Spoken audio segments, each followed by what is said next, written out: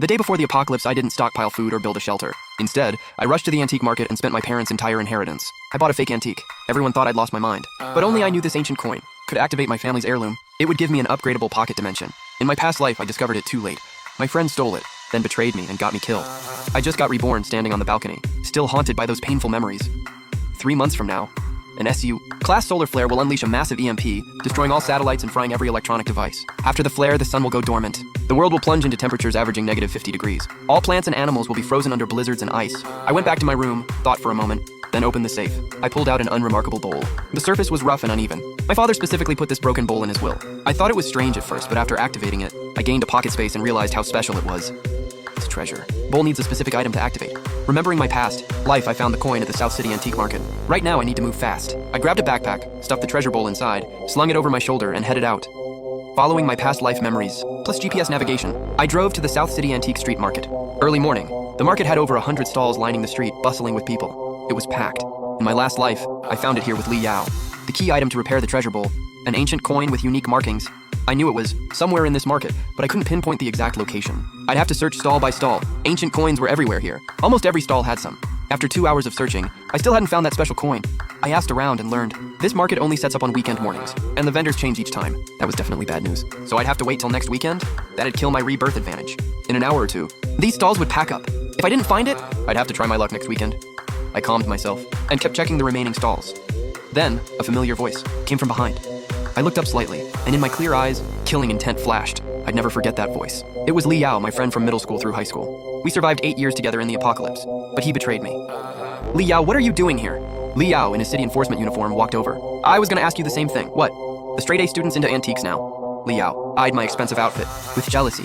I caught the cold glint. So, even in my past life, Li Yao already resented me. I shrugged casually. Nothing to do this weekend. Heard there were antiques here, so I came to check it out. As Li Yao and I played nice, a commotion broke out nearby. Curiosity got the better of me.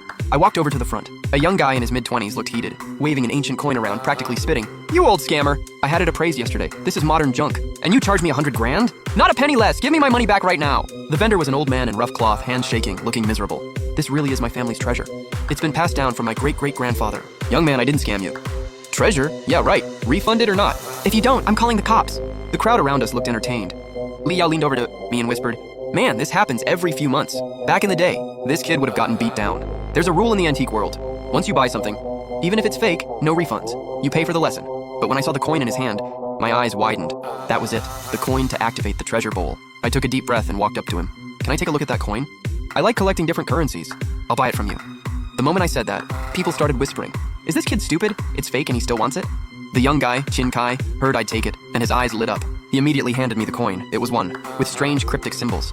A few people came over, glanced at it, shook their heads, and left. Obviously, the coin looked brand new, with patterns that didn't match any known dynasty. It looked more like a token from an arcade, but I didn't care. I could feel the treasure bowl in my backpack heating up, confirming this was what I needed. Whether or not, this coin was worth anything. Being able to unlock storage space made it priceless to me. I casually asked, How much? Jin Kai's eyes darted around, sizing up my clothes. 150 grand and it's yours. He was just demanding a refund. Now he's jacking up the price. The crowd shot me pitying looks. 50 grand, I countered. Tin Kai snatched the coin back. I paid 100 for this. You must be dreaming, I smirked, and turned to leave, guessing he'd definitely call me back. Sure enough, after 2 steps, someone stopped me, but it wasn't Chin Kai. It was the old vendor. Young man, if you want this type of coin, I have another one. 80 grand. The old man shakily pulled out a cloth pouch and carefully handed me another coin. I took it, looking down to hide my shock and excitement. It was identical. The treasure bowl reacted again. I didn't expect there'd be more than one. Deal. I'll take it. I quickly pulled out my phone to transfer the money. Seeing me pay so easily, Chin Kai stared at his coin thinking, Wait, is there something special about this? I saw his expression and knew he was suspicious. I needed that second coin, but from our interaction, I knew Chin Kai was greedy. If he caught on, he'd jack up the price or refuse to sell. So after paying the old man, I turned and left. That made Chin Kai panic. He rushed over. Hey man, take mine too! Eventually, after some haggling, I paid 80 grand for Chin Kai's coin too. I got rid of Li Yao, whose eyes were full of envy, and rushed home. Once I got back, I locked the door, the treasure bowls. Activation would be loud. I couldn't let anyone see. I pulled out the warm treasure bowl. I placed one coin inside. The bowl levitated, bursting with blinding light. The grime and patina flaked off, revealing the bowl's true form. Then it turned into a golden beam and shot into my forehead. My vision blurred and a screen appeared, like a video game interface. Treasure bowl functions. Storage space, 9 cubic meters. Upgrade cost, 1,000 wealth points. The space appeared, and I grinned. The space was about the size of a small room, except for living things. Anything I could fit, I could store and retrieve with my mind. Time stood still inside. Most importantly, the space could be upgraded with gold and jewels. In my last life, I used gold to upgrade it. But by year 8 of the apocalypse, everything was buried under thick snow. I never even finished level 1. I wondered if having a second coin this time would change anything. So I grabbed the second coin and placed it on my forehead. I felt a warmth and the coin disappeared. The interface glitched out like corrupted code, going blurry. Moments later, it cleared up again. There was a huge change. Treasure bowl functions. Storage space, 9 cubic meters. Function. Item duplication, 3 times per day. Upgrade cost, 10,000 wealth points.